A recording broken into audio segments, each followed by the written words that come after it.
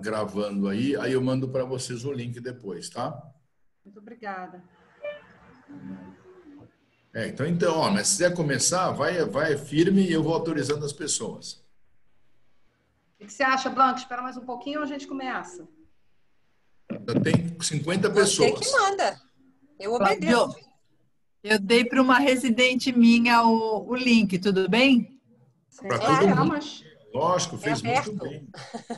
Legal. Era essa a intenção. E lembrando que quinta-feira agora tem a Rede Root, tá bom?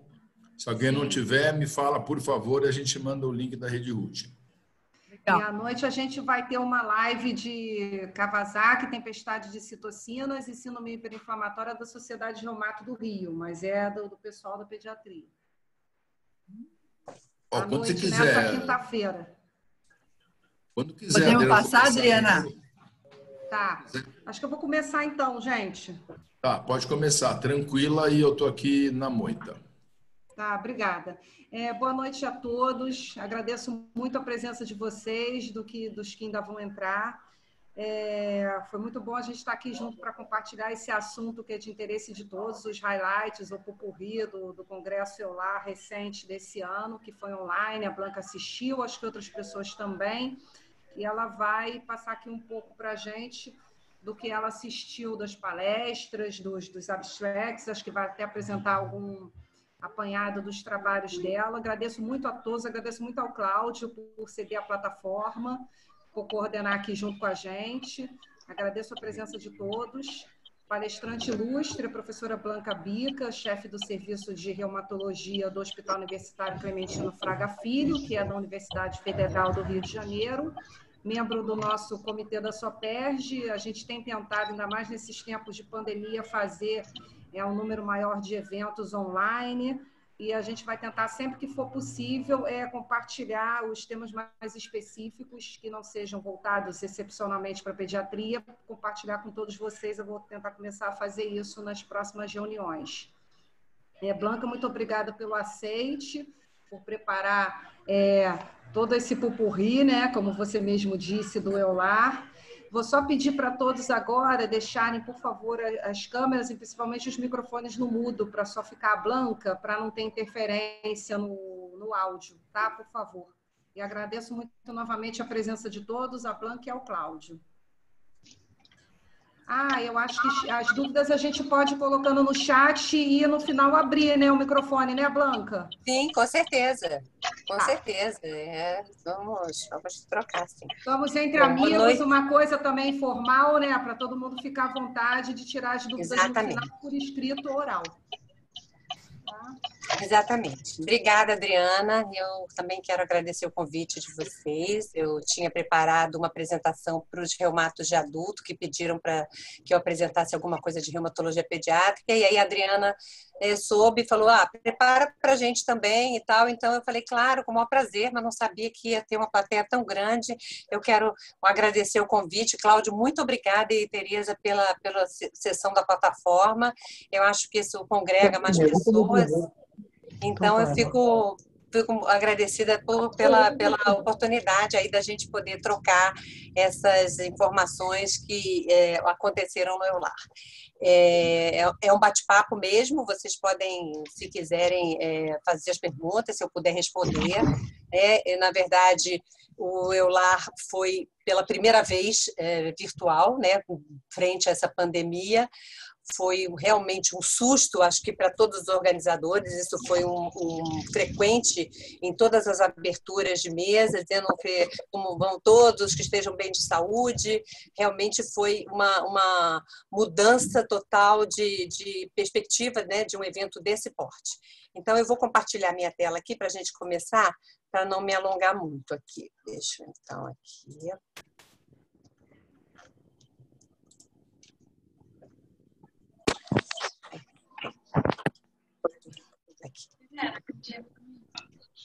Eu acho. Então, todos estão me ouvindo, né? Bom, então o EULAR, ele foi o primeiro grande congresso virtual, especialmente na nossa especialidade, e apesar disso, ele contou com 17.500 participantes. Nós tivemos muitas aulas gravadas, muitas, a maioria, e algumas aulas ao vivo, e apenas essas permitiam que nós fizéssemos perguntas. Não foi meio que decepcionante, vamos dizer assim, porque a plataforma não suportou todo esse volume de participantes em várias ocasiões. Eu não sei se vocês tiveram oportunidade, mas eu em várias ocasiões caía a plataforma, a gente perdia uma parte da aula. Alguns dos professores, como a gente sabe que quando é ao vivo também não permitem que nós fotografemos informações da aula. Então, houve assim, algumas dificuldades até para a gente pegar algumas informações que eram bem interessantes, mas que, obviamente, sem autorização do autor, a gente não podia trazer. Em relação à reumatologia pediátrica, nós também perdemos bastante, porque, historicamente, o EULAR reserva uma sala para todos os eventos da reumatologia pediátrica, que funciona desde a manhã até a tarde, durante todos os dias do congresso. E com essa condensação do congresso em menos horas por via web, nós perdemos muito. Então, assim, foram muito poucas, proporcionalmente ao que anteriormente acontecia, muito poucas aulas, e os temas de reumatologia pediátrica ficaram mais restritos mesmo aos posters e algumas poucas tour pelos posters. Então, nós realmente não pudemos ter aquele volume enorme de informações que a gente tinha normalmente. E como não podia deixar de ser, Covid foi assim o fantasma dentro do congresso. Alguns professores disseram que era um elefante dentro de cada sala de aula, porque, de fato, era o fantasma que rondava todas as apresentações, em todas as mesas, praticamente, as perguntas também rondavam essa associação doença reumática à infecção pelo coronavírus. Então, isso realmente foi um forte impulsionador, vamos dizer, das perguntas e da participação dos ouvintes nas poucas aulas ao vivo que a gente teve a oportunidade de assistir. Para não deixar de falar de Covid, eu vou falar um slide só, porque ninguém mais aguenta falar de Covid, que foi a apresentação do Pedro Machado, do University College of London, e ele mostrou os dados iniciais do database da Global Rheumatology Alliance, sobre Covid naquele momento, ou seja, no início de junho, 5 de junho. Então, ele estava mostrando a evolução e o impacto dessa infecção em 600 pacientes portadores de doenças reumáticas, cujas origens foram de 40 países. E o que se observou é que os pacientes portadores de doença reumática, nessa coorte, nesse database, não foram desproporcionalmente mais afetados do que os que não tinham doenças reumáticas, mesmo aqueles em uso de imunossupressores, que é realmente a experiência que nós temos vivido aí. Isso aí é interessante até ouvir a opinião de vocês. Entretanto, o uso de glicocorticoides, principalmente acima de 20 miligramas de prednisona, foi responsável por uma maior probabilidade de hospitalizações, não de óbitos. O uso de antimaláricos não demonstrou alteração em relação a essa incidência maior de hospitalização ou não. E, estranhamente, ou seja, era uma coisa que não era esperada, mas foi observada, que o uso de anti-TNF-alfa, ou seja, de medicações imunobiológicas, no caso aqui ele só citou o anti-TNF, mas a gente tem visto relatos com outros biológicos, reduziu a probabilidade de hospitalizações. Isso foi um dado bem interessante e que ele finaliza dizendo que a maioria dos pacientes portadores de doenças reumáticas contaminados pelo Covid-19 se recuperaram independentemente da medicação que eles utilizavam ou do tratamento instituído para o coronavírus. Então, essa foi uma abordagem inicial. Essa database já vem aumentando, porque todos os países vão recolhendo as informações e estão jogando, mas os resultados têm sido exatamente esses que foram mostrados.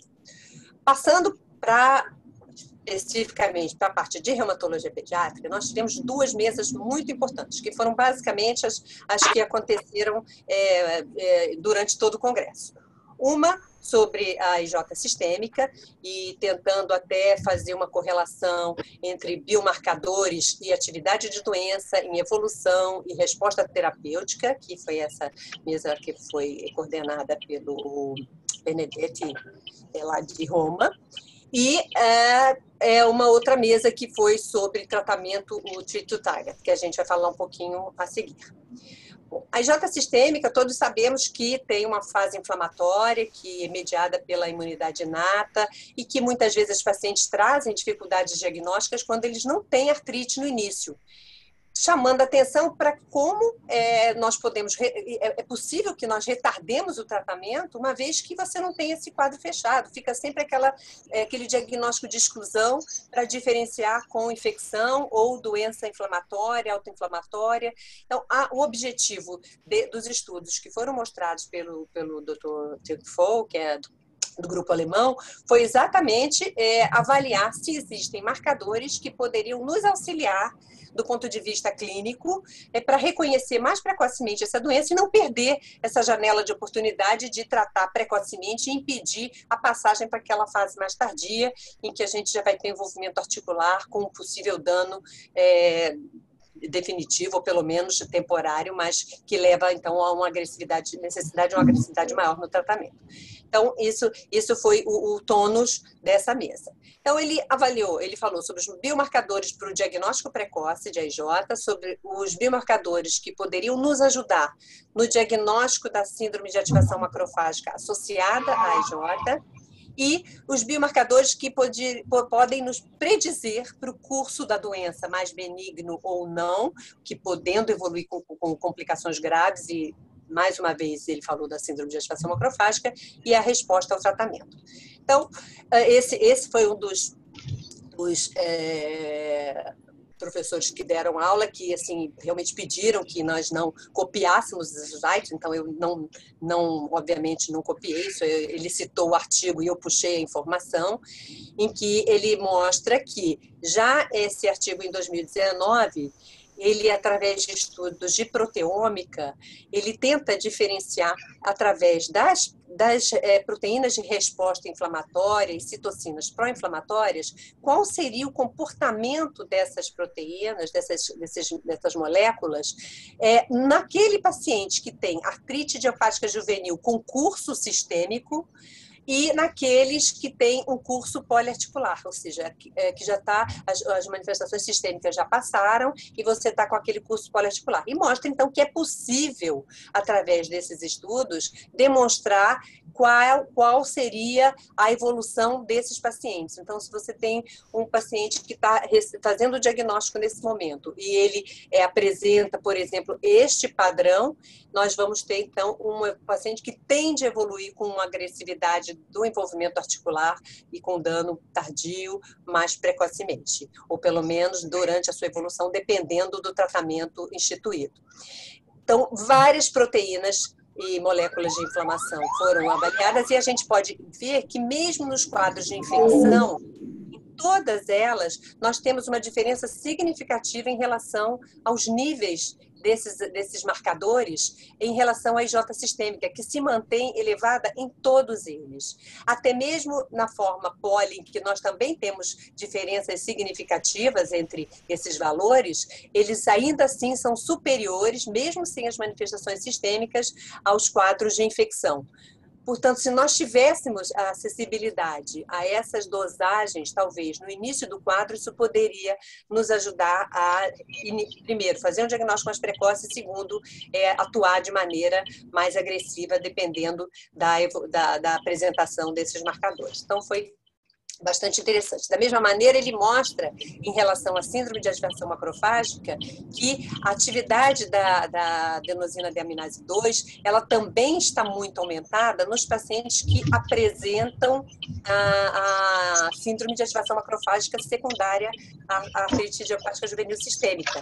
Não existe uma diferença significativa dessa atividade enzimática entre os pacientes com doença inativa e a doença ativa. Entretanto, aqueles que apresentam essa complicação apresentam níveis muito elevados. E outros marcadores, ele compara com a atividade dessa enzima, como a ferritina, a IL-18, proteínas do grupo CXL, né, que são também importantes moléculas que atuam induzidas pelo interferon alfa e a proteína C reativa, mostrando essas diferenças, que existe uma elevação importante dessas moléculas todas de marcadores inflamatórios, e no gráfico aqui em que nós vemos a alta sensibilidade, essas proteínas são todas com uma apresentação muito semelhante, com uma área embaixo da curva bastante semelhante entre si.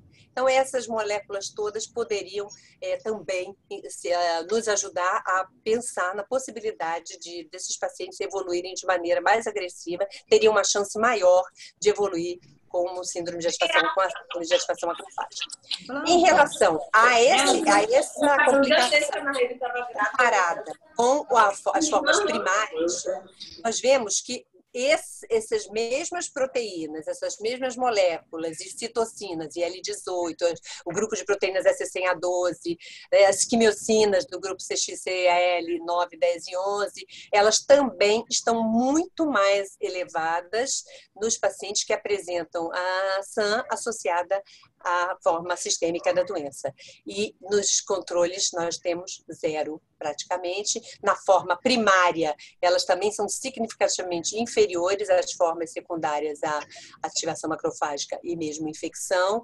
E se nós virmos apenas diferenciando a artrite idiopática juvenil sistêmica entre ativa e inativa, nós também vamos ver um importante aumento dessas proteínas. Então, isso, de fato, poderia nos ajudar a diferenciar ou a reconhecer mais precocemente essa possível complicação.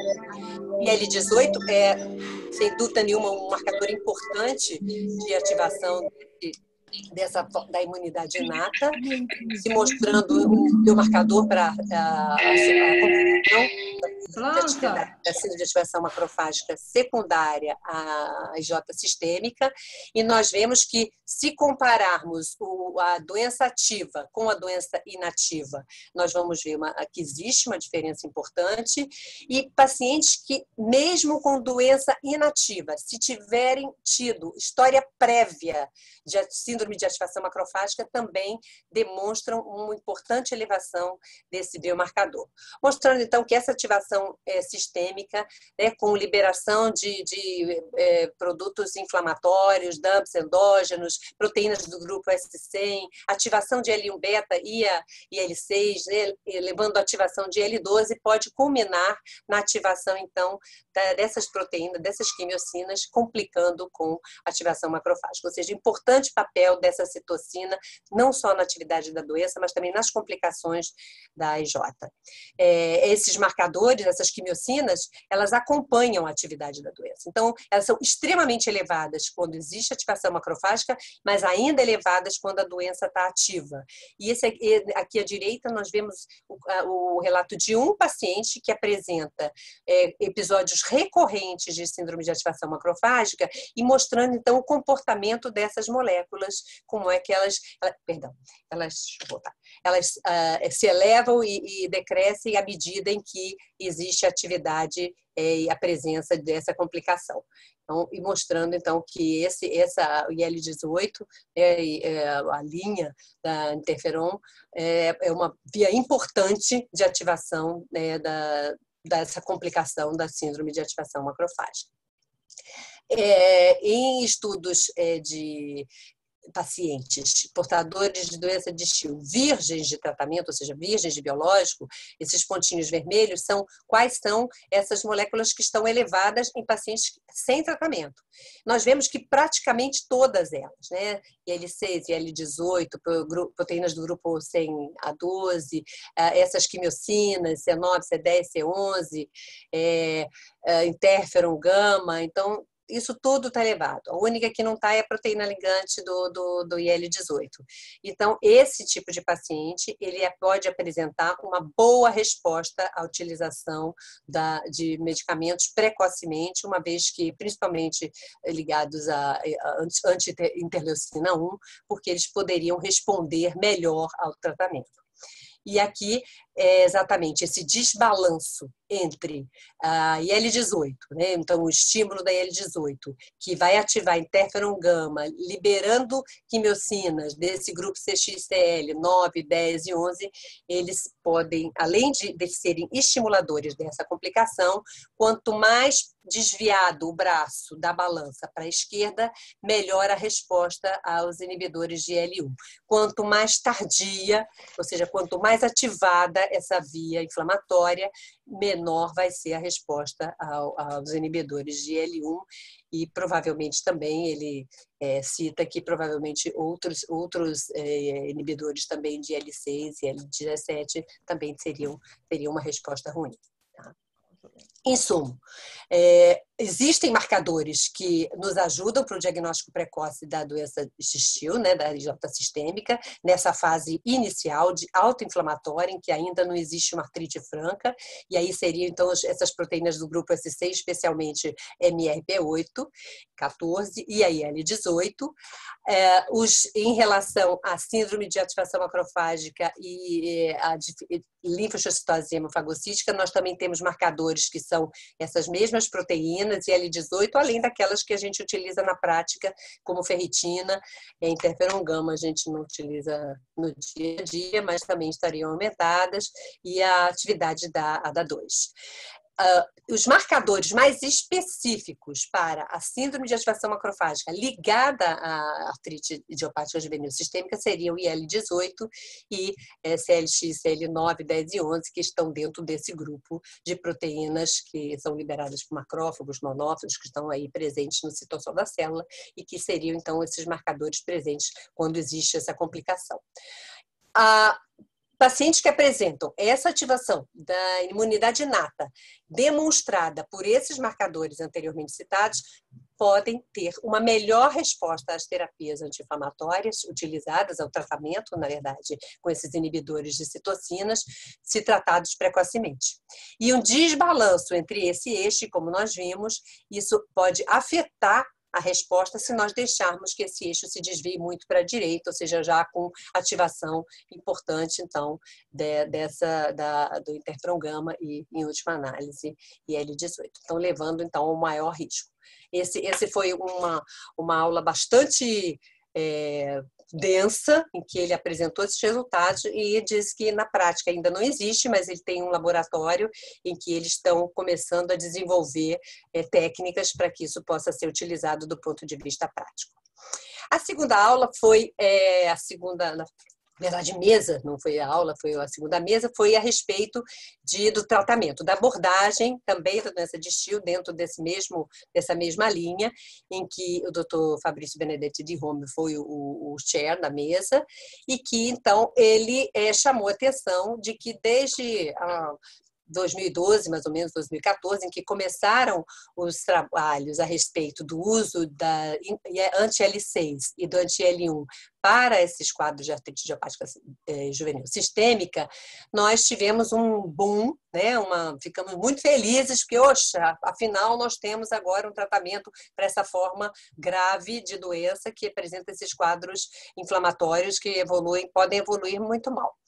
Entretanto, o que se viu é que alguns pacientes eram refratários ao tratamento, mesmo a essas novas moléculas, então, na época descritas e desenvolvidas para tratar esses pacientes graves.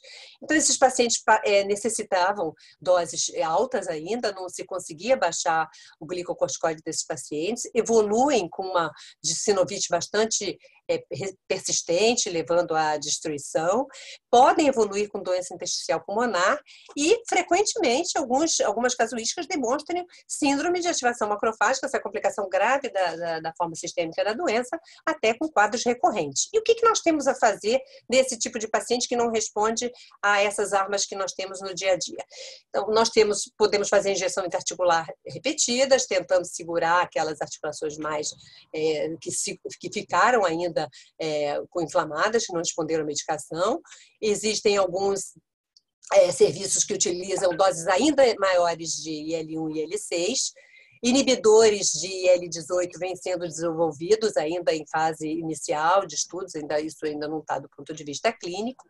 Já alguns estudos com a utilização de inibidores de JAK em artrite idiopática juvenil sistêmica, já vem sendo amplamente utilizado na artrite reumatoide do adulto, e o monoclonal, né, inibidor do interferon alfa, que é o emapalumab, que também já existem alguns estudos iniciais, um estudo piloto, a gente vai falar aqui um pouquinho.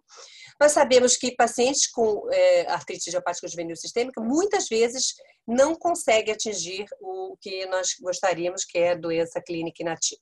Até 43% em uso de canakinumab não atinge esse nosso alvo de doença inativa em 3 anos, assim como também tocilizumab.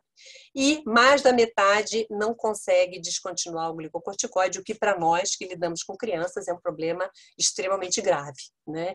E nos pacientes que utilizam tocilizumab, 40% podem chegar a necessitar, mesmo após 3 anos de tratamento, manter alguma dose de corticoterapia. Portanto, uma das possibilidades de tratamento para esses pacientes nos quais nós não conseguimos manter a doença minimamente ativa, ou pelo menos uma baixa atividade de doença, diminuindo a destruição articular que essa doença pode provocar, estão sendo feitos estudos com os inibidores de JAK kinase, especialmente baricitinib e tofacitinib, e, entretanto, ele ainda não liberou resultados. Esses estudos vão estar completos só em 2023, abril para bari e novembro para tofacitinib, mostrando então que existem estudos em andamento, mas que ainda não sabemos se esses pacientes, principalmente de forma sistêmica, porque os poliarticulares possivelmente sim, mas os sistêmicos, se eles irão responder e poderiam ser uma arma para utilizar nesses pacientes que não respondem. Da mesma maneira que o autor anterior, ele chamou muito atenção para a importância da IL-18 como marcador de síndrome de ativação macrofágica na doença de Still, mostrando aqui mais uma vez esse estudo aqui que foi muito citado em várias apresentações, de que pacientes com história de ativação macrofágica apresentam altos níveis, mesmo fora do episódio de ativação macrofágica, eles apresentam altos níveis de IL-18, e mostrando que, olha só que interessante, paciente que doença ativa, sem história prévia de ativação macrofágica, sem história prévia de ativação macrofágica, tem níveis semelhantes a paciente com doença inativa com história prévia de ativação macrofágica, mostrando a importância como fator preditivo e fator de gravidade da presença do IL-18 nos pacientes com artrite idiopática juvenil sistêmica. Esse estudo, então, ele seria a utilização do anti-interferon gama para os pacientes com Still e síndrome de ativação macrofágica. O racional do estudo seria que alguns modelos animais, tanto da forma primária quanto da forma secundária, mostram superprodução de interferon gama, modelos animais dessa complicação. A neutralização do interferon gama é eficaz tanto na forma primária de linfocitose hemofagocítica, e já é liberado pelo FDA para o tratamento dessas formas primárias, isso já está em utilização. Existem altos níveis de interferon gama nessa situação e eles se correlacionam com a gravidade, e a neutralização do interferon gama pode reverter sinais e sintomas de síndrome de ativação macrofágica em modelos murinos. Frente a esses dados, então foi efetuado um projeto, um estudo piloto aberto, com protocolos gêmeos na Europa e nos Estados Unidos, que estão em andamento. Os dados iniciais contam com apenas 9 pacientes, mas já realmente é um estudo piloto, ele está seguindo adiante, em que esses pacientes têm artrite idiopática juvenil sistêmica confirmada ou provável, que evoluíram com síndrome de ativação macrofágica e não responderam adequadamente ao tratamento com corticoterapia, ciclosporina e inibição de L1. Esses pacientes apresentam aquele quadro laboratorial típico de hiperferritinemia, citopenias, alteração de função hepática, e o endpoint primário seria conseguir a remissão da MAS em 8 semanas. O que se observou nesses 9 pacientes foi que 100% conseguiu uma resposta completa com esse monoclonal na semana 8 e 2/3 na semana 4, mostrando realmente um resultado bastante animador. Esse estudo realmente continua. Houve normalização da contagem leucocitária, da prova de função hepática, normalização dos níveis de ferritina, como nós vemos aqui.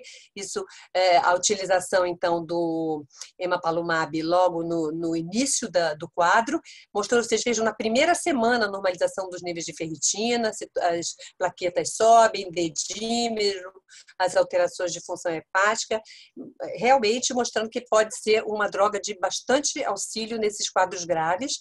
E em relação à descontinuação de corticoide, que muitas vezes esses pacientes com SAM, nós temos que manter corticoide bastante tempo, até que o laboratório melhore.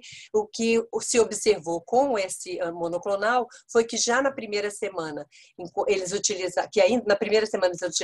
até 8 miligramas por quilo em média de glicocorticoide. Na semana 4 isso já caía para 1 e na semana 8 caía para 0,7, mostrando uma diferença bastante interessante com a utilização, então, desse anticorpo monoclonal. Houve poucos eventos adversos, nenhum deles obrigou a suspensão da medicação, não houve nenhum caso fatal. Isso, então, concluindo, o que o emapalumab nos oferece uma rápida neutralização do interferon gama com uma eficácia importante no controle dessa síndrome, dessa complicação, né? Todos os pacientes tiveram uma resposta completa, com um perfil de segurança bastante aceitável e tem se mostrado, então, útil no controle da síndrome de ativação macrofágica em pacientes que não responderam completamente ao uso de corticoide. Então, isso é um dado bem interessante que foi mostrado nessa mesa. A segunda mesa, que foi uma mesa bastante importante também, foi a respeito do tratamento e de como nós temos abordado, o Dr. Angelo Ravelli, todo mundo conhece, ele realmente é um estudioso aí nessa área e ele realmente chamou muito a atenção para que nós, reumatologistas pediátricos, nós tendemos a retardar um pouco a instituição de drogas um pouco mais potentes em crianças. Isso por vários motivos. Por motivos econômicos, por motivos, muitas vezes, de falta de acesso, por motivos de dificuldades mesmo em relação aos pais que pedem, não é, mas acha que já precisa, ficam com medo da medicação. Então, mas de qualquer maneira, existe, a partir de determinados trabalhos, principalmente em adultos que demonstraram a evolução muito mais melhor, né, com menos sequelas, com maior controle da doença, atingindo o alvo de remissão sustentada, essa abordagem, essa estratégia deve ser também utilizada em crianças. Então, a ideia é uma realocação da pirâmide com tratamento precoce, porque isso de fato oferece vantagens no desfecho do tratamento. Nós hoje temos muito mais possibilidades terapêuticas, né, com essas novas medicações, então podemos optar por algumas novas opções, o paciente que não está respondendo ao DMARD sintético, ou mesmo o paciente que é associação de DMARDs. O objetivo é a interrupção da progressão da destruição articular, isso vem sendo demonstrado por vários estudos, desde dos adultos, ainda no início da década, e é importante que se faça a avaliação desses pacientes com essas medidas de desfecho, avaliando de fato de maneira palpável, através de medidas de atividade de doença, como é que isso está progredindo e através de quadros radiológicos, né, de avaliação radiológica, para avaliar a progressão do dano. Então, na verdade, essa estratégia, ela visa, né, uma maior eficácia do tratamento que, comparado com o tratamento convencional, ela leva a melhores resultados. Desde 2004, né, esse estudo feito em adultos, sim, mas só para mostrar como a resposta do tratamento intensivo, né, ela me leva a melhores scores aí de atividade, né, ou seja, o paciente entra em fases, né, de melhora muito mais precocemente, então os scores são muito mais baixos, aqui o tratamento tratamento convencional e aqui o tratamento Treat to Target. Esses dados são suportados em inúmeros estudos em artrite reumatoide, nós já temos alguns em crianças. A estratégia é exatamente a mesma, em que nós vamos buscar um alvo, o nosso alvo é a remissão e a remissão sustentada. Se isso não for possível, porque nós sabemos que é diferente da artrite reumatoide, a artrite idiopática juvenil não é uma doença. São várias doenças. Então, esse alvo vai variar de acordo com o subtipo que nós estamos tratando, com a criança que nós estamos, com a resposta que ela vai oferecer ao tratamento que nós vamos oferecer, os efeitos adversos que ela pode apresentar. Então, mas o racional, né, o objetivo é o mesmo, uma remissão sustentada ou pelo menos uma baixa atividade de doença. Esse é o caminho que nós temos que seguir. E mesmo há 10 anos atrás, esse estudo já mostrava que para as crianças que atingiam o estágio de doença inativa nos primeiros 5 anos têm uma evolução melhor. Menos juntas restritas, uma melhor qualidade de vida, o score articular e scores radiológicos são mais benignos. Então, esse deve ser a nossa meta. O que deve ser utilizado para nós considerarmos doença inativa é o nosso critério que definido, né, por Carl Wallace desde 2011, todos já têm conhecimento dele. Então, nós sabemos que doença clínica em remissão clínica com medicação e sem medicação. Não podemos ter nenhuma junta acometida, sem nenhuma artrite, os níveis laboratoriais têm que estar normal, sem rigidez, etc. Isso já é bastante conhecido de vocês. E é preconizado que utilizemos medidas que possam ser, de fato, comparadas, ou seja, existe, de fato, uma melhora, e o que a gente utiliza para avaliar artrite idiopática juvenil é o JADAS. Se nós tivermos a IJ sistêmica, entra o score sistêmico. Isso aqui já é de conhecimento de vocês, mas de fato chegou o tempo, né? Já é o momento que nós, reumatopediatras, precisamos incorporar essa terapêutica, né? Não podemos perder mais essa janela de oportunidade de impedir o dano articular secundário à doença. E eu achei interessante que ele citou essa reunião que ocorreu em 2017, que era vários representantes de vários países estiveram se não me engano, Munique, na Alemanha. Nossa representante aqui, a doutora Cláudia, estava lá, e exatamente para discutir quais seriam, então, os princípios dessa estratégia Treated to Target em crianças, em que, como nosso grupo de doenças, ele não é homogêneo, como no caso da artrite reumatoide, algumas nuances deveriam ser diferenciadas. Então, obviamente, que a escolha do tratamento deve ser uma decisão compartilhada. Lembrar que, por conta dessa doença ser tão heterogênea, não existem regras rígidas, uma vez que o paciente vai definir o subtipo da doença, a evolução da doença, as características desse paciente, que drogas nós devemos usar. O nosso goal é controle dos sinais e sintomas, com prevenção de dano e evitar, obviamente, toxicidade. Impedir a inflamação é essencial para que a gente consiga atingir esses objetivos. Lembrar que glicocorticoide por tempo longo em criança nós sabemos as consequências graves que elas podem provocar e devem ser evitados. E a reavaliação desses pacientes, ela vai variar também dependendo do subtipo. Se você tem um paciente óleo, você pode reavaliar a cada 4 meses. Se é um paciente sistêmico, talvez ele possa precisar de avaliações mais frequentes. Então, as recomendações são muito parecidas com as dos adultos, né, em que nós vamos tentar a remissão clínica, baixa atividade de doença, isso mais ou menos é aquilo que a gente acabou de falar. O nosso goal é uma remissão sustentada. Esse é um trabalho que saiu agora, em 2020, e foi bastante interessante, mostrando que a estratégia Treat to Target em crianças com a forma poliarticular de AIJ, ela foi significativamente diferente da abordagem convencional, principalmente quando se tratou de mínima atividade de doença e remissão. Numa atividade aceitável, não houve uma diferença significativa, mas ainda assim houve resposta. E esse estudo avaliou 63 pacientes, então, que apresentavam doença precoce e ativa, sendo que 54 completaram esse protocolo. Inicialmente, todos os pacientes receberam metotrexate, não houve influência pelo protocolo na escolha do biológico, ou seja, no momento em que o médico julgou que seria necessário usar, ele pôde entrar e independente, a escolha era do próprio médico assistente.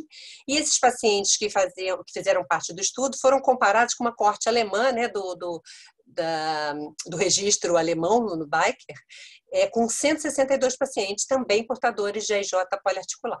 O objetivo foi a remissão após 12 meses, ou seja, foram acompanhados, e o alvo com a estratégia Treat to Target foi atingido em 73% aos 3 meses, 75%, 77% e 48% aos 12 meses.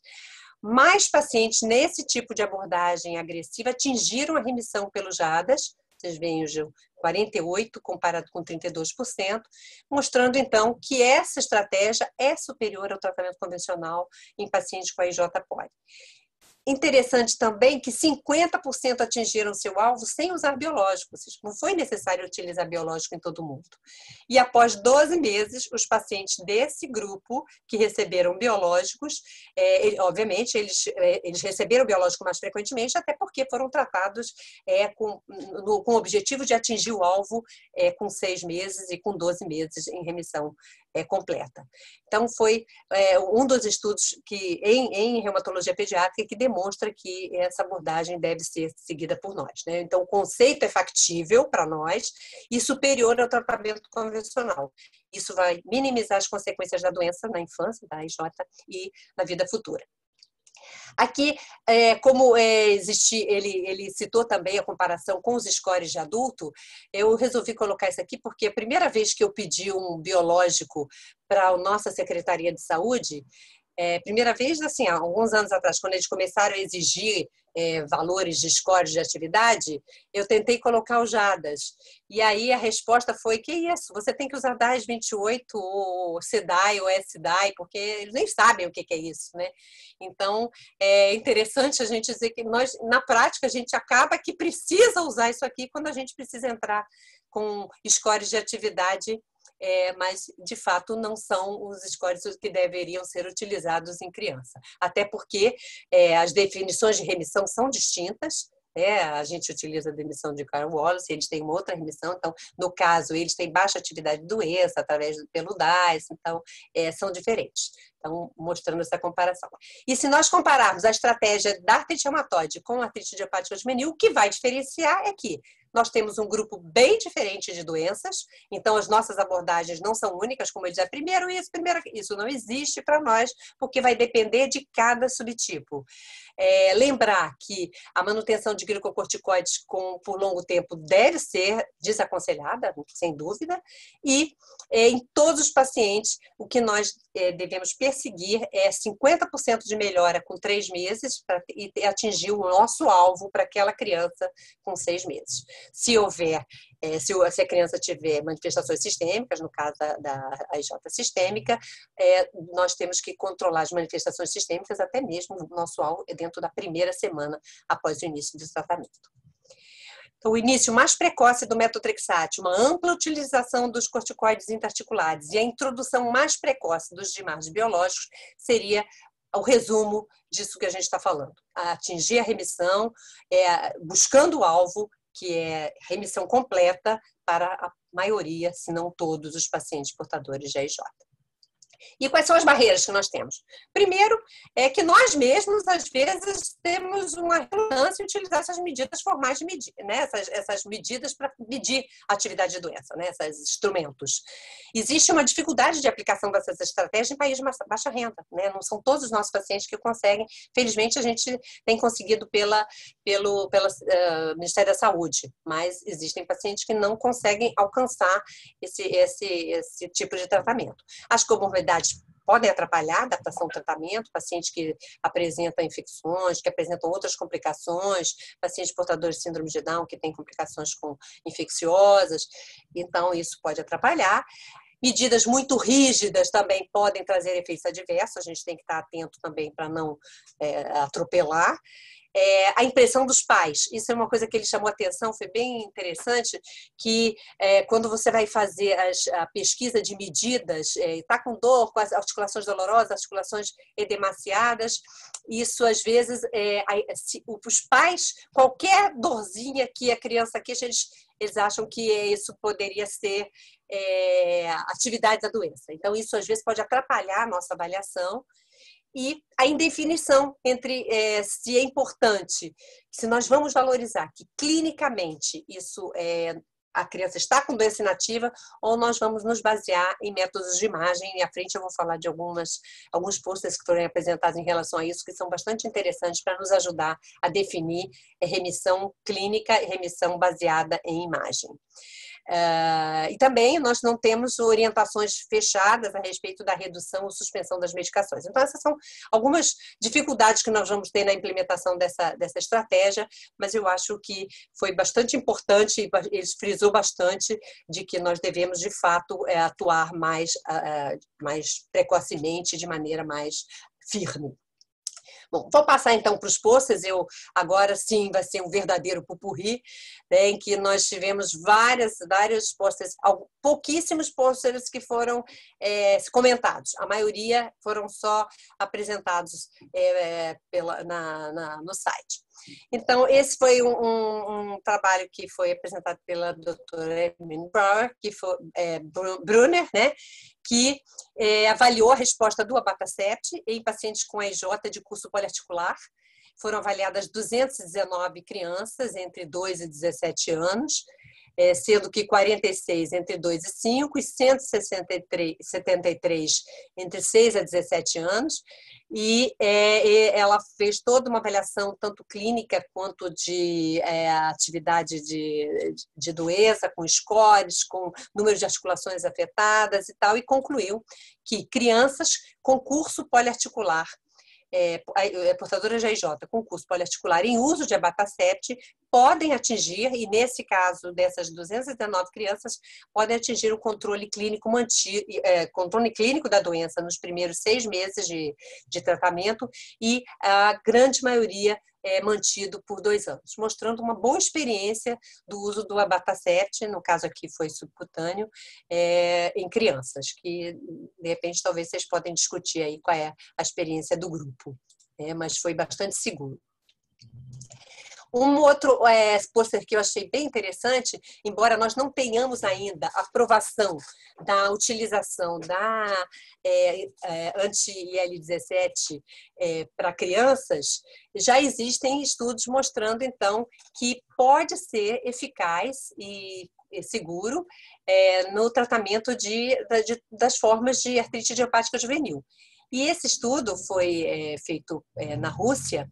Ele avaliou, então, mais ou menos 25 crianças com secukinumab, naquele esquema, na verdade, ele não descreve qual a dose, mas o esquema mensal utilizado, e avaliou, então, para crianças com vários subtipos, com ERA, oligoartrite, poliarticular fator negativo, psoriática, artrite indiferenciada, e observou que o secukinumab se mostrou eficaz e seguro nessas crianças, e naqueles que apresentavam o HLA-B27 positivo, eles apresentaram uma melhor resposta.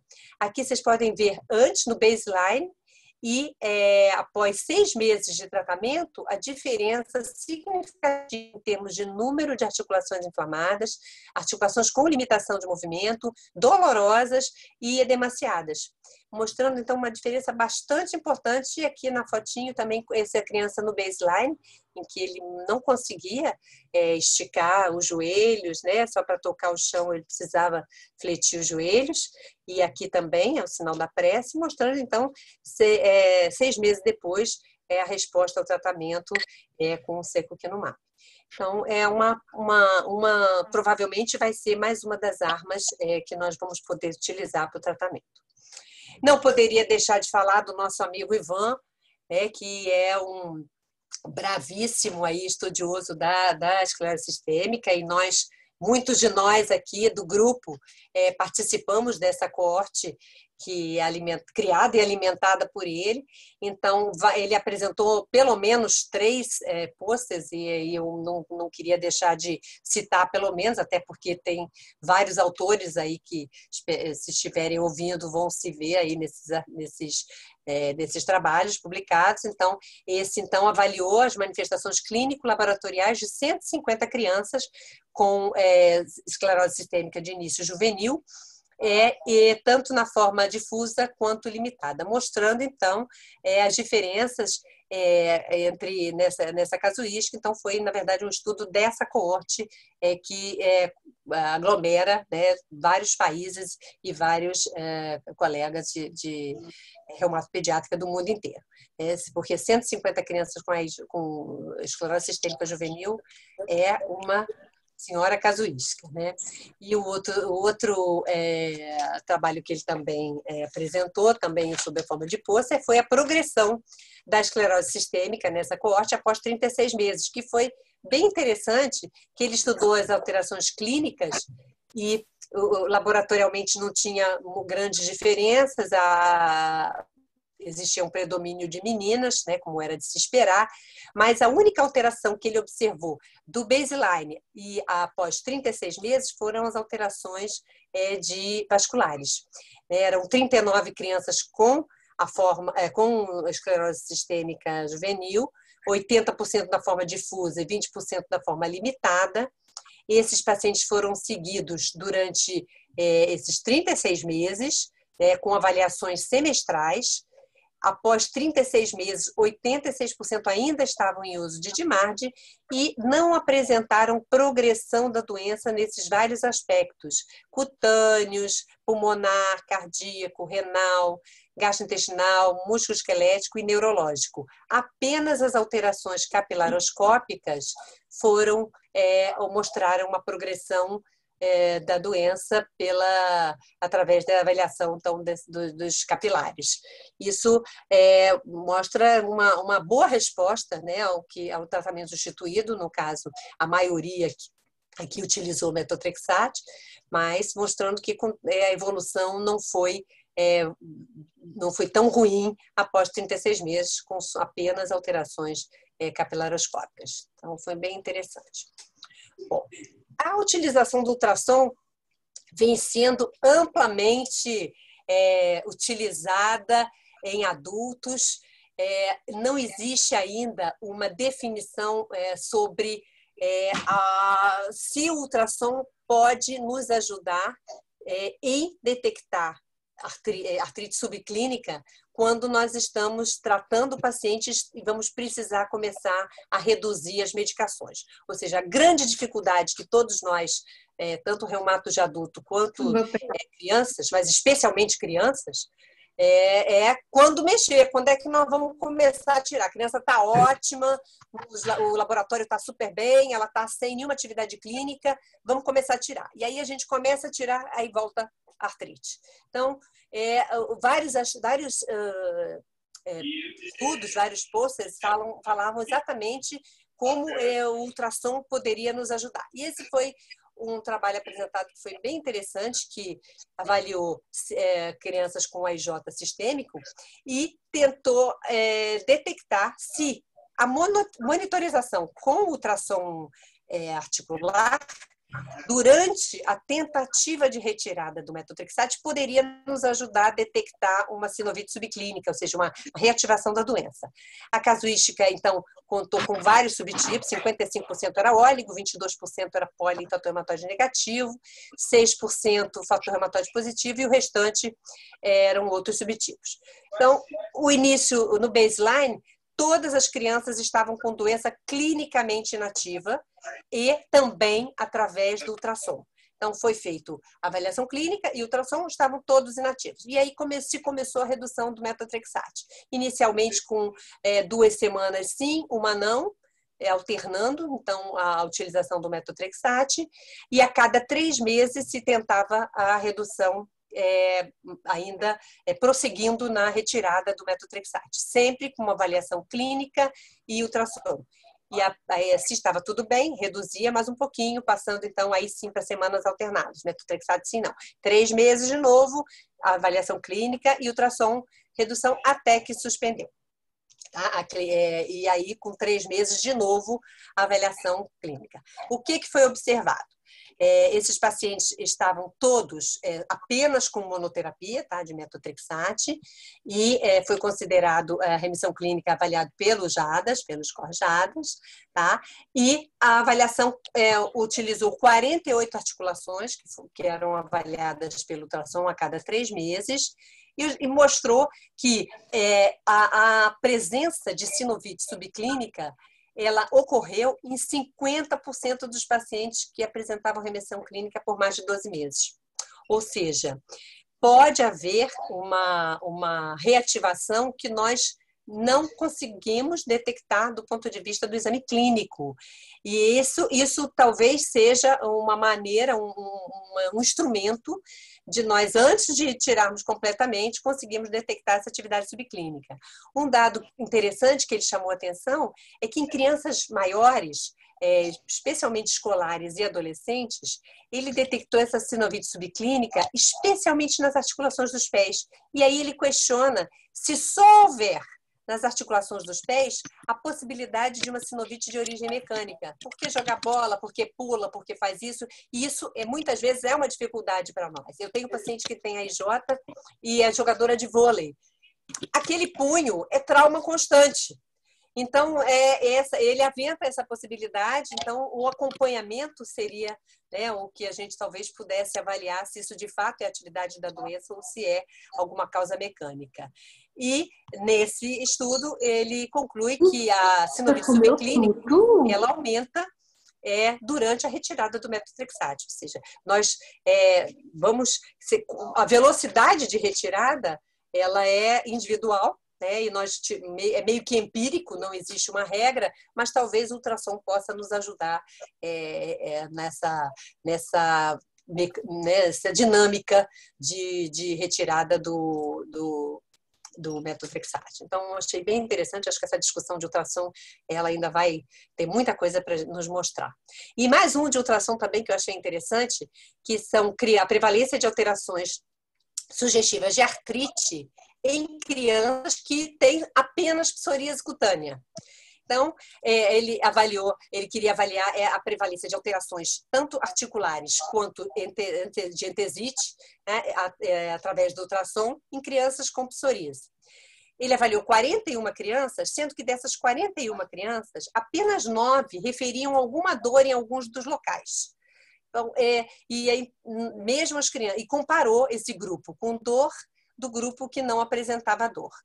Quais foram os locais avaliados? As ênteses, principalmente de membros inferiores, o cotovelo foi o único do membro inferior, então quadríceps, as ênteses de joelhos, tornozelos e pés, além do cotovelo, e as articulações das mãos, metacarfalangianas, interfalangianas proximais e distais, punho, cotovelo, joelhos e pés. Então, essas articulações avaliadas por ultrassom foram também avaliadas do ponto de vista clínico.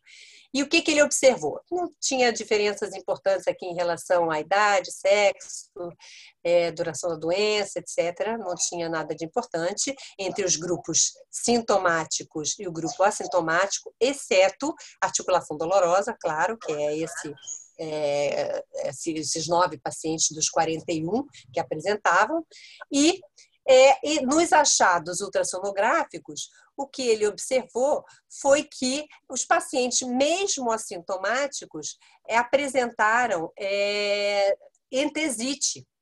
E também mais de uma anormalidade no ultrassom nos grupos assintomáticos e nos grupos sintomáticos. Ambos os grupos apresentaram anormalidades ultrassonográficas, embora, nesse caso, não houve diferença estatística. Só houve diferença estatística na presença de entesite.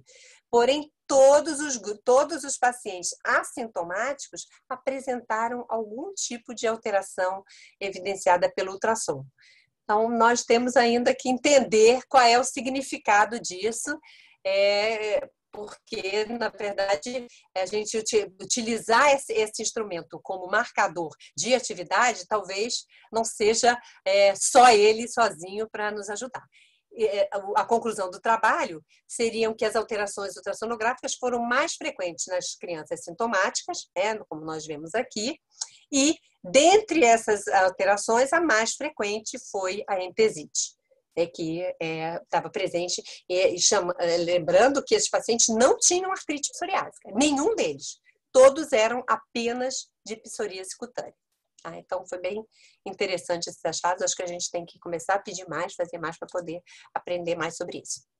Aqui foi a avaliação, então, de uma análise observacional retrospectiva de 20 anos de sobrevivência e segurança da terapia biológica em crianças com AIJ. Foram avaliadas 218 tratamentos biológicos em 130 crianças, com vários subtipos de AIJ, com uma idade média de 8 anos. A média de idade no início da terapia biológica foi de 15 anos, isso mais tardio, porque, vocês vejam, já começou em 1999. 21% das crianças tinham história de uveíte, e, obviamente, que a terapia biológica foi iniciada mais precocemente a partir do ano 2009. Ou seja, na segunda década, nós já tínhamos mais facilidade até de conseguir essas medicações. Então, em 99, nem todas as crianças que foram acompanhadas chegaram a utilizar. Na primeira década, as medicações mais utilizadas foram etanercept e infliximab, e na segunda década, adalimumab e tocilizumab. Também foram utilizados a infliximab na primeira, como medicação de primeira linha, e como medicação de segunda linha, adalimumab e tocilizumab. Os efeitos coadversos foram muito semelhantes e ele conclui que 42% dos pacientes usaram mais de uma terapia biológica. As que tiveram maior sobrevivência, avaliando esses 218 tratamentos nessas crianças, foram tocilizumab e adalimumab. E a análise dessa sobrevida de droga mostrou que tocilizumab houve 31 pacientes tratados, sendo que 61,3% mantinham o tratamento após uma média de 46 meses. Enquanto, em relação a adalimumab, 68 pacientes tratados, mais da metade também continuaram após uma média de 60 meses, 61,5 meses. Então, mostrando que nessa casuística de 20 anos, dos pacientes de vários subtipos de AIJ, esses dois, tocilizumab e adalimumab, foram as que tiveram maior persistência de utilização. E a principal causa de troca foram efeitos adversos e falha secundária. Então, foi bem interessante. Esse foi um pôster que me chamou a atenção, porque eu não sei se, eu acho que vai ser interessante até ouvir vocês, uma associação de AIJ com autismo. Não sei se vocês têm, eu tenho alguns pacientes. E ele avaliou exatamente a relação de crianças que apresentavam AIJ e tinham autismo ou tinham irmãos com autismo. Então, a gente sabe que essa doença do espectro autista, ela tem como explicação fatores genéticos associados a fatores ambientais e também que algumas condições autoimunes nos pais dessas crianças podem estar associadas a esse espectro autista. Isso já é descrito. Então, foi enviado um inquérito online, esse foi um estudo realizado no Reino Unido, com pais de crianças com artrite idiopática juvenil. Foi enviado esse inquérito para esses pais, avaliando os familiares com diagnóstico de AIJ e de espectro autista. Podia ser ou mais, Então, tanto faz. E eles receberam 247 respostas em 558 crianças, sendo que destas, 197 tinham artrite idiopática juvenil. Não definiu que tipo, só AIJ. O que é descrito é a porcentagem de crianças com autismo na população né, naquele estudo, naquela área demográfica, é de mais ou menos 1,68%. E o que se observou nessa casuística, nesse inquérito que foi realizado, é que 17 crianças, ou seja, 8,6%, com a EJ, tinham também alguma doença do espectro autista. E 19 crianças com autismo, né, com esse espectro, apresentavam irmão com a EJ. Então, e um dado interessante também foi que as meninas apresentavam o diagnóstico de AIJ antes do aparecimento do autismo, e os meninos tinham o diagnóstico de autismo antes da artrite idiopática juvenil, como a gente pode ver nesse gráfico aqui. Então, a proporção de crianças aqui seria na população normal, que a gente esperaria de espectro autista na população. Esse gráfico demonstra bem. Aqui, então, seria crianças com AIJ e aqui irmãos de crianças com AIJ que apresentam o espectro autista. Eu achei é uma coisa bem simples, foi um estudo, né, na verdade, um inquérito epidemiológico, mas me chamou a atenção até porque eu tenho visto algumas crianças que têm apresentado essa associação. Nunca me preocupei em perguntar se tinha irmão também, né? Até porque talvez essa pergunta seja interessante para os psiquiatras que tratam, né, as crianças com autismo. Então, a conclusão dele é que crianças com AIJ e seus irmãos têm uma maior probabilidade de desenvolver autismo, segundo esses achados aí do estudo. Aqui só corroborando a estratégia, né, Treat to Target, que a início da terapia biológica mostrou uma melhor evolução em pacientes com artrite idiopática juvenil, ou seja, começar uma terapia biológica logo após o diagnóstico pode aumentar a probabilidade de remissão após 2 anos. Isso pode não ser a nossa realidade, obviamente, né, como país em desenvolvimento, mas o início da terapia biológica após 7,5 meses leva a uma maior chance de doença ativa após 2 anos. E, obviamente, que a doença ativa, com mais de 24 meses de tratamento, ela vai ela pode levar a dano articular, né, e manter também aquela doença persistente por um prazo maior e levanta a necessidade de outras trocas, como a gente muitas vezes é obrigada a fazer, né? Perde a eficácia de ou efeito adverso, vai necessitando trocar porque nós não atingimos o alvo que nós esperávamos para aquela criança. Então, isso aqui corroborando o que a gente viu em relação à estratégia Treat to Target. Resolvi falar pelo menos um trabalho sobre vacinas, né, mostrando a eficácia e segurança da pneumo 13 em pacientes com AIJ com manifestações sistêmicas em uso de terapia biológica. E aqui, no caso, tocilizumab e canakinumab.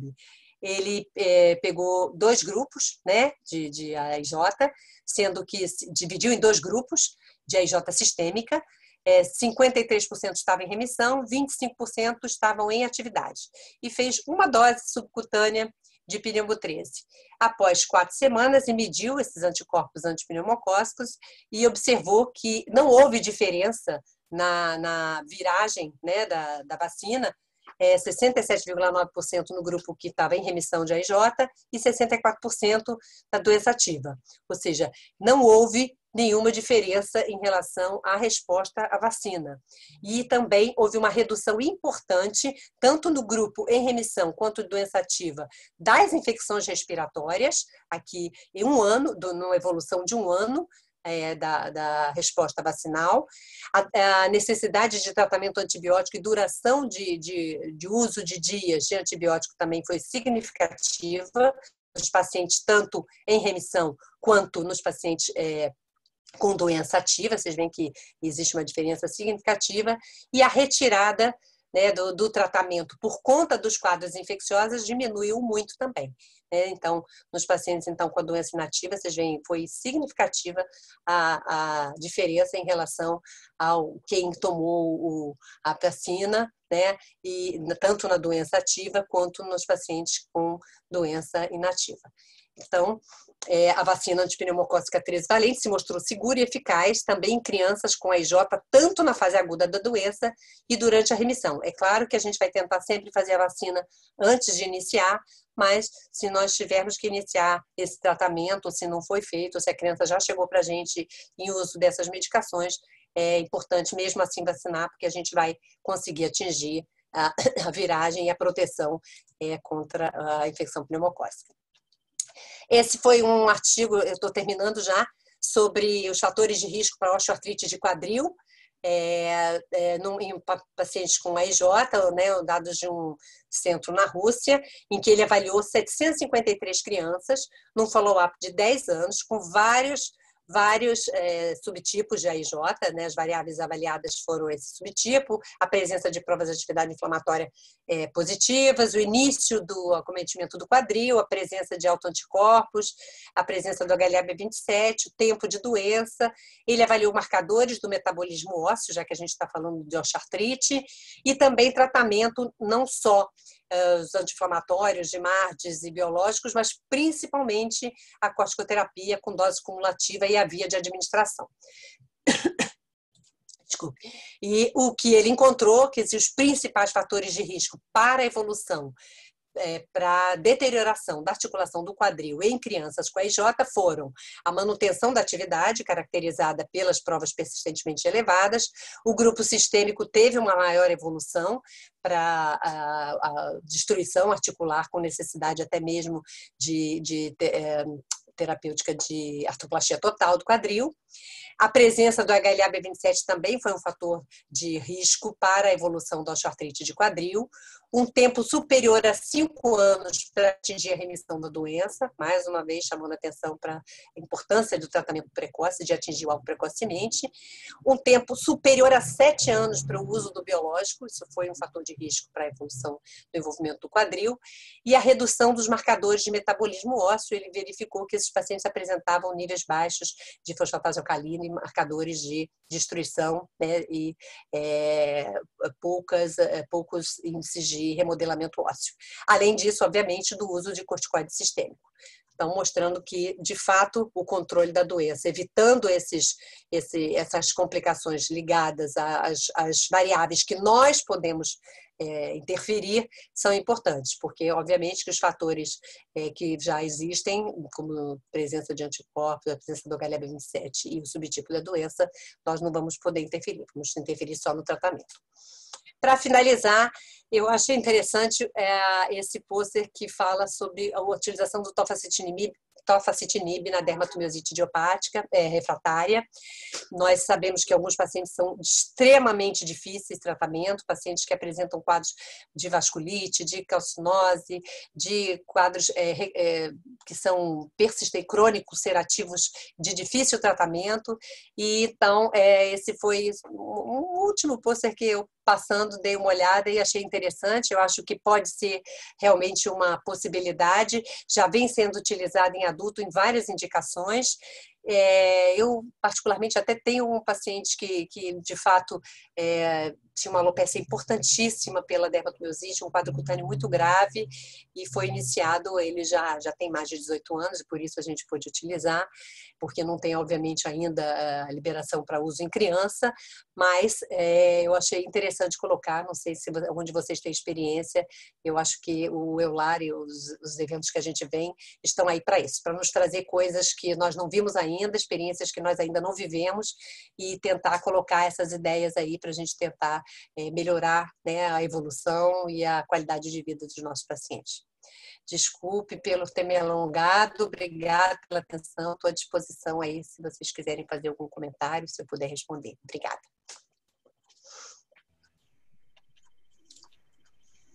Obrigada, Blanca. Foi ótimo. Já vou até te passar aqui umas perguntas do chat. E aí o pessoal também, daqui a pouco, pode abrindo o microfone para falar também.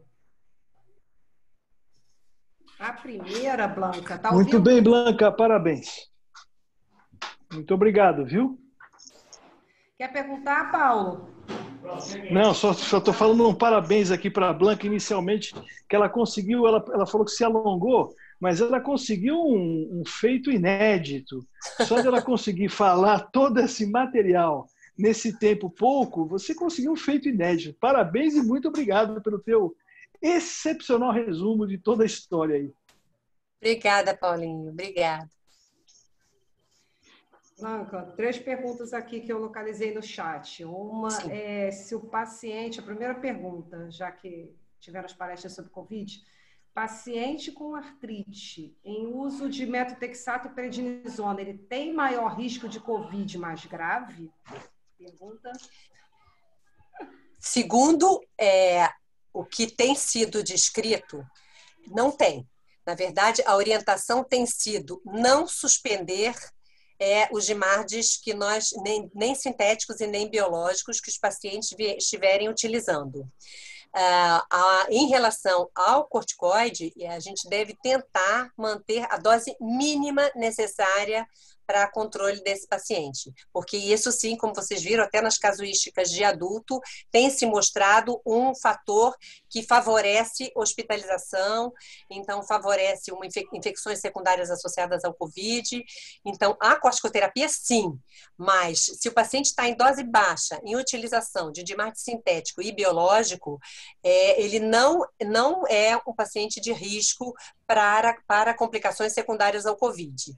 Eu, particularmente, tenho crianças e adolescentes que vinham em uso de metotrexate, na verdade só metotrexate, sem corticoide, portadores de AIJ com doença controlada, que tiveram COVID, na verdade descobriram que tiveram, porque os pais desenvolveram COVID, sintomáticos, muito sintomáticos, e aí a família acabou pesquisando, dosando em todo mundo, fizeram a sorologia em todos, e os pais confirmaram PCR positivo, e as crianças também, eles não fizeram PCR, fizeram só a sorologia mais tardiamente, e todos eles positivaram a sorologia. A minha paciente que tomava metotrexate não teve nenhum sintoma. Isso eu tive algumas com esse exemplo, não sei se vocês tiveram algum, mas algumas. Outras tiveram uma anosmia, uma geusia, uma coisinha muito leve, nem febre, uma dorzinha de garganta que durou um dia. Então, assim, particularmente, os meus pacientes que tiveram Covid, ou que pelo menos os familiares tiveram, eles não tiveram nem sintomas exuberantes e nem evolução ruim. E o que foi falado lá foi exatamente isso, que nós não devemos suspender, a única ressalva em relação à corticoterapia, nem o tratamento biológico. Existe ainda resultados conflitantes em relação ao Rituxi. Em relação ao rituximab, a gente tem trabalhos que não são trabalhos, na verdade, são relatos, né? A gente não tem evidência de nada até agora, mas são relatos mostrando casos fatais de pacientes que utilizaram rituximab precocemente, adquiriram Covid e evoluíram mal, né? Pacientes principalmente portadores de vasculites, né? GPA, né? Colangite com granulomatose, pacientes portadores de outras vasculites arteriais temporal, se não me engano, eu vi um de esclerose sistêmica também, e outros relatos mostrando que pacientes que utilizaram rituximab evoluíram bem. Eu tenho uma lúpica que tem uma hipertensão pulmonar grave, que tomou a primeira dose as duas primeiras doses de rituximab em fevereiro, final de fevereiro. Em maio, ela teve Covid. Ela tem uma paciente muito grave, com hipertensão pulmonar na casa dos 100 milímetros, assim, muito grave, mas clinicamente bem, estável. E ela, quando ela me disse, estou com Covid, porque o marido teve Covid, passou para ela, eu falei, meu Deus, ela tomou rituximab, tem hipertensão, tem lúpus, tem SAF, quase infartei. Bom, ela tirou de letra, não teve nada. Nada. Para não dizer que não teve nada, ela descobriu que estava porque ela começou a sentir falta de odor, não ficou sem gosto de nada, não teve febre, não teve nada, absolutamente nada. Eu não tinha o que fazer, né? Porque o rituximab ela já tinha tomado. Ela só tomava azatioprina e hidroxicloroquina. Eu fiquei quietinha. Na verdade, não fiz nada. Não sabia se eu tirava, se eu não tirava, fiquei louca. Mas não tirei nada e ela evoluiu super bem. Já tem 2 meses agora, porque foi logo no início de abril, maio, junho. Não, foi início de maio, junho, julho. Foi início de maio, nós estamos em julho, tem 2 meses. E foi ótimo. Então, assim, mas rituximab, isso não é um consenso ainda. Tem realmente relatos mostrando as evoluções ruins e evoluções que não foram ruins. Blanca, nesse sentido, eu também tive paciente, já com 22 anos, um lúpico, que já começou como juvenil, tomou também rituximab em janeiro, as 2 primeiras doses. Aí entrou a pandemia, eu também fiquei com meus cabelos mais brancos ainda do que já são, mas graças a Deus também não teve nada. Ele teve Covid, uma Covid super leve, agora em final de maio, e com um pouquinho de anosmia, 2, 3 dias, já não teve mais nada, não teve sintoma nenhum, só essa anosmia. É verdade. Eu a acho febrícula assim, acabou, tchau, não teve mais nada. olha só, essa é uma lista, só para vocês verem, de todos os meus pacientes que tiveram Covid. Tá? Pacientes graves, né? Aqui tem lúpico, tem EJ, tem vasculite, tem essa menina, tem tudo. Graças a Deus, tá todo mundo bem, ninguém internou, ninguém ficou grave, ninguém fez nada. Eu não sei se a experiência de vocês é essa, mas eu estou assim, feliz da vida que realmente os nossos pacientes não parecem ser um grupo de risco, nem as crianças, né? Nem as crianças e nem os adultos, né? Embora só aquela síndrome inflamatória multissistêmica, que é um capítulo à parte, mas que né, é outra coisa. Vamos, né, a gente falando dos nossos doentes comuns, né? Pelo menos, nós não temos tido, eu não sei se alguém teve alguma experiência ruim, se alguém teve, acho que seria interessante até colocar. Eu não tive.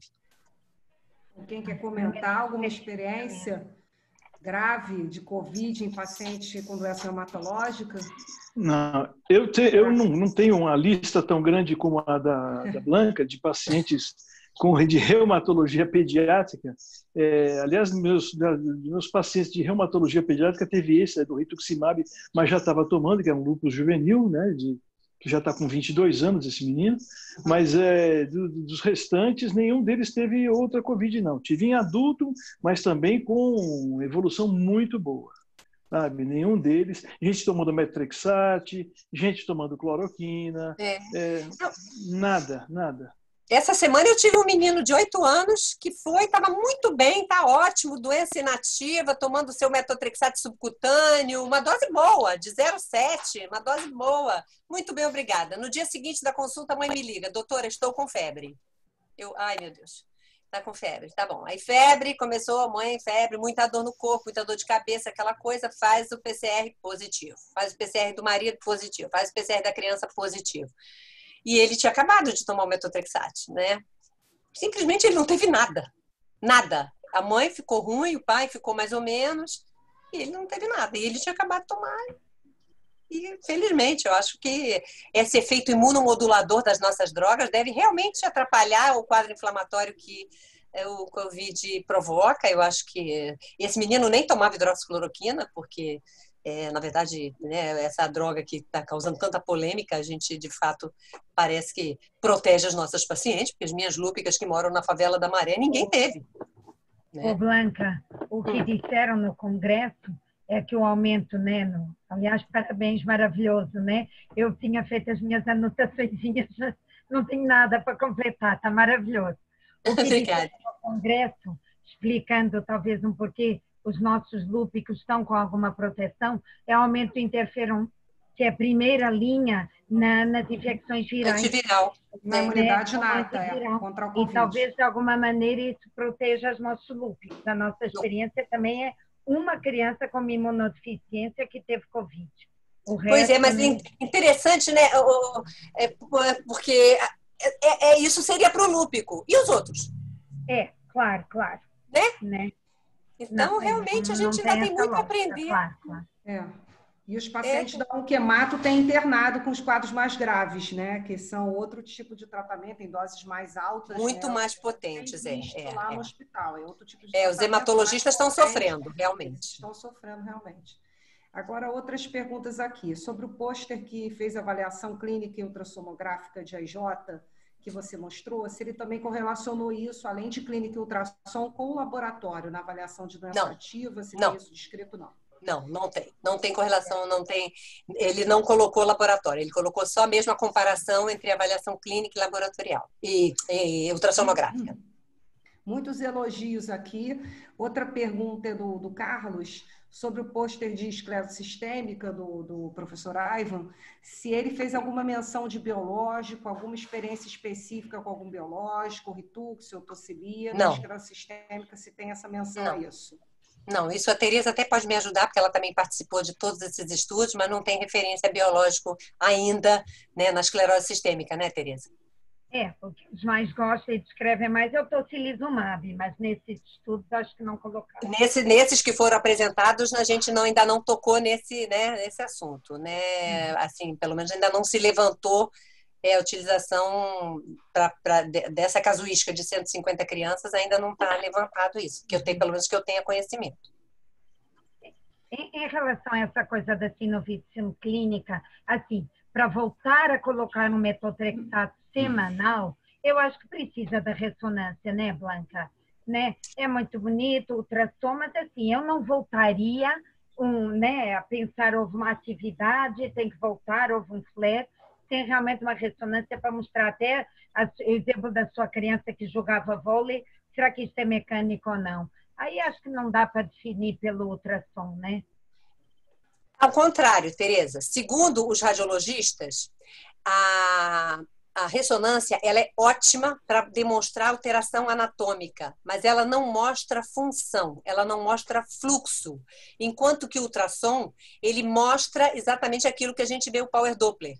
Então, o ultrassom nesse ponto, para avaliar a presença de reativação com hiperfluxo de novo na sinóvia, o ultrassom é melhor.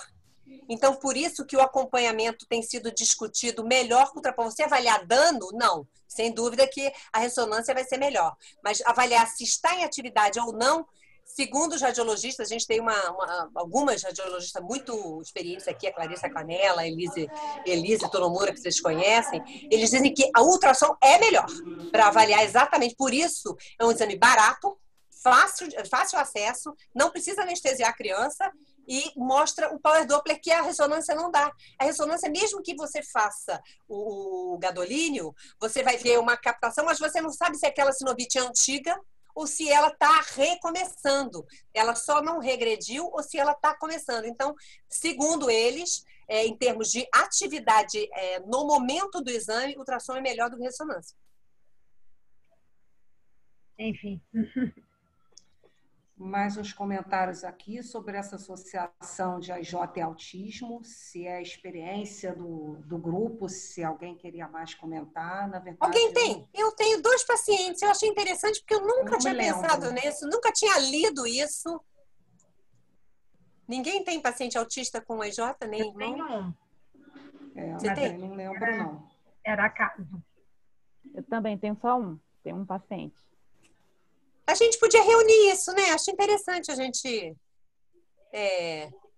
fazer um relato disso. Acho que já que é uma coisa que começou a ser falada, eu nunca tinha atentado para isso, realmente. Né? Tanto para o paciente quanto a história familiar, né? Como você Exato. falou. Né? Não, e história familiar de doença autoimune nos pais também, nos né? pais. Interessante isso. Né? A gente... Até para ver se estatisticamente tem uma relação causal mesmo, né? Se a gente consegue reunir um N para ver alguma coisa. Exato. Blanca? Oi, Odete. Tu lembras da Alessandra Bruns? Sim. Uma menina que está no Canadá. Sim. Ela está na costa leste do Canadá. Sim. Eu conversei com ela semana passada e ela está assombrada com a quantidade de crianças autistas naquela região. Diz que é absurdo. Eu acho que é interessante conversar com ela para saber se ela tem tido essa experiência em relação a crianças com doença do colágeno. Com certeza. Com certeza. Que cidade que ela está, Odete? Ela está naquelas 1000 ilhas, acima de Montreal. Eu vejo a cidade para ti, eu te passo. Não, só uma curiosidade. Porque eu acho que é bem interessante. É uma região. Eu achei interessante mesmo. Não sabe essa passagem de olhos que a gente faz nos congressos, nos posters, né? Sempre traz umas coisas muito pitorescas até, né? Até pitorescas. Então, realmente, eu achei bem interessante. Não tinha nunca me tocado. E assim como o tofacitinib em dermato, alguém já usou? Eu achei super Interessante também. Eu acho que tofacitinib vai trazer muitas coisas boas para nós. Tomara que seja bom para a criança, não traga efeitos colaterais, né? Muitos elogios, comentários. Alguém perguntando a experiência do grupo, da Blanca também, sobre o início de ação de abatacept na IJ, que tem a impressão de que é um início de ação lento. Eu não sei se vocês acham... a minha vivência com abatacept em criança é assim. Quando a gente utilizava o venoso, é lento. Às vezes demora 4 meses, já está quase desistindo, já aquela coisa assim, 3, 4 meses para começar a apresentar a resposta. Mas depois que eu passei a usar o subcutâneo, eu observo uma melhor resposta dos pacientes. E eu, conversando com o grupo de adultos, eles também observam isso. O início de resposta com a abatacept subcutâneo, ele é melhor, ele é mais rápido do que do que o venoso. Os estudos pivotais e tal do laboratório, quando apresentou, não mostram essa diferença, né? Eles não mostram diferença significativa. Mas a experiência clínica nossa e dos reumatos de adulto, eu sempre comento isso, é que realmente parece que o subcutâneo tem um início de efeito mais rápido. Eu não sei se vocês têm essa vivência. Vocês usam mais o venoso? Como é que é? Eu uso muito o subcutâneo. Muito. Dentro do pouco, né? A gente só usou no protocolo, no trial, né? Que tivemos um paciente, a Melissa, né, participou desse trial comigo, mas sem resposta, né? O que é que se pode dizer? Fora isso, só temos tido mesmo o endovenoso. E realmente é o que a Aline está dizendo. São 4, 6 meses. Agora a Dani está fazendo o observacional comigo. Demora para agir. Né? Não o é venoso eu acho que demora muito, realmente. No PCDT é só o venoso liberado, né? E até no PCDT que saiu agora, fevereiro de 2020, não incluíram o tocilizumab pela via subcutânea nem o abatacept, né? Essa possibilidade futura, né? Eu estava até revendo, em função daquelas colocações todas que a gente fez, né? Sociedades regionais, nacionais, todo mundo mudaram algumas coisas, mas isso não entrou, né? Infelizmente, eu tenho alguns pacientes que bancam, né? Então aí a gente acaba podendo utilizar. E alguns convênios, alguns planos de saúde e tal, aceitam um laudo, né? Assim, se você dá aquela chorada e tal, assim, é sempre uma novela quando você precisa utilizar em criança, né? Eu acho que tanto que naquelas dificuldades, né, do treat to target, o próprio Ravelli chama atenção para isso, né, as diferenças regionais e das dificuldades que cada um de nós encontra para prescrever os diferentes de margens biológicos, né. Alguém quer fazer mais algum comentário? Vários elogios, outras pessoas comentando que lembram de raros pacientes com autismo, com febre reumática, acho que foi isso que a André falou, que tem 2 pacientes com febre reumática, acho que é associado ao autismo. Alguém lembrando de um paciente na Unifesp. Legal. O Evaldo comentando que já teve um quadro grave uma paciente grave com lúpus, com atividade renal e que não teve quadro grave de Covid, mesmo os contactantes tendo, se eu não entendi errado. É interessante que alguns pacientes com lúpus que eu tive, a família teve, e eles não consegui detectar, né? Ou seja, nem PCR e nem sorologia positiva. Como a gente sabe que pode ter imunidade via linfócito T, né? Então, assim, não sei se eles estão imunes, mas de qualquer maneira estava no meio da família, todo mundo junto, todo mundo teve e ele não teve, pelo menos eu não consegui detectar. Como eles não têm sintomas, eu não sei. Eu acho que a gente ainda vai ter que ver outras maneiras de detectar essa infecção, né? Essa memória imunológica aí, por outros métodos não sorologia, do ponto de vista prático, né? Porque só do ponto de vista de pesquisa que a gente consegue. E o Evaldo perguntando se alguém percebeu a troca do biosimilar, do abatacept pelo biosimilar no SUS. Eu percebi com o etanercept, não do abatacept. Etanercept, vários. Eu também não sei se alguém... Eu não percebi, não. É porque, de repente... É João Pessoa, né, Evaldo? Eu não sei se tem alguma diferença. Aqui no Rio, não. Ele comentando que está em falta lá e que estão trocando pelo biosimilar. Desculpa eu estar lendo algumas coisas do chat, porque quem é o palestrante às vezes tem dificuldade de ver. Quando eu dou aula, eu nunca consigo ver nada do chat. Eu não consegui ler, realmente, eu não consegui ver nada. Eu não consigo ver nada. E depois você não dá conta. Muitos elogios, comentários. Alguém teve algum caso grave de doença reumato com Covid? Novamente, acho que a gente já falou, ninguém comentou. Grave de CTI. Eu não tive. A Blanca já falou que não, lá no PPMG também não. Só assim no choque tóxico, né? Alguém falou aqui no chat, sim. Teve alguém. Sim, mas aí como o MIS, né? Sim. É um caso de homocistinúria, não era reumático, Carlos falando. Alguém tem mais alguma dúvida, assim, que se lembre? Algum comentário? Desde já, super agradeço a Blanca, agradeço muito ao Cláudio e a Tereza pela plataforma, pela organização, por ficar controlando quem entra, obrigada, quem sai, Tereza. Microfone, tá? Tereza, Cláudio, super a todos que estão presentes. Tem até agradecimento dos residentes da Unifesp. Fico muito feliz com a presença de vocês. A gente vai tentar compartilhar as próximas, principalmente, como eu falei, porque a gente tem 2 tipos de evento, né? Os mais reumatológicos mesmo específicos e os que são mais voltados para a pediatria geral, que a gente tem feito essas 2 vertentes aqui no Rio.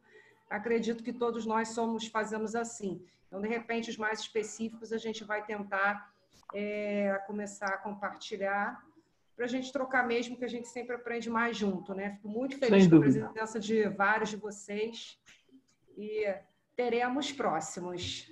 Aguardem os convites futuros. Obrigada, Blanca. Obrigado, Adriana. Obrigado, Blanca. Obrigada a vocês. Obrigada, Adriana, Cláudio, Tereza. Foi ótimo ver vocês. Saúde. Vamos ver se a gente... Já que não vamos nos encontrar no Congresso Brasileiro, espero que no ano que vem a gente consiga se encontrar fisicamente, né? Porque muitas saudades. Obrigada a todos pela atenção. E virtualmente continuaremos a nos ver. Virtualmente nos continuaremos a nos ver.